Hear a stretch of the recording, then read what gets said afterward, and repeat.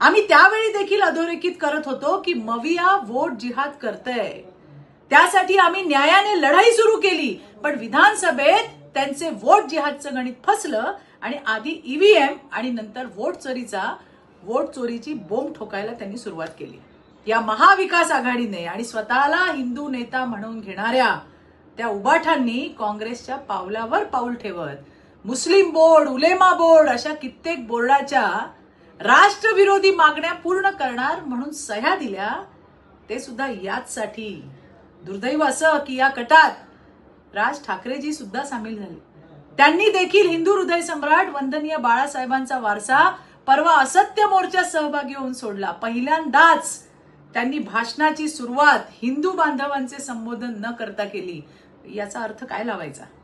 निवडणूक याद्या स्वच्छ झाल्याच पाहिजे, पण केवळ हिंदू आणि दलित बांधवांना टार्गेट करू नका.